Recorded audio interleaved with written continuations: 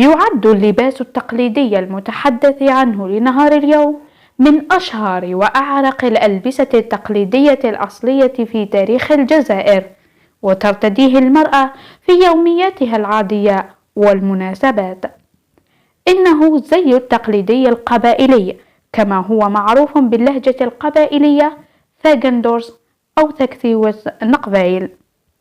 هي عبارة عن قطعة من قماش طويلة تغطي كافة الجسم، مطروزة ومصنوعة من القطن أو الحرير، ولها عدة ألوان التي ترمز إلى البيئة المولودة بها، معبرة عنها بأشكال هندسية مختلفة.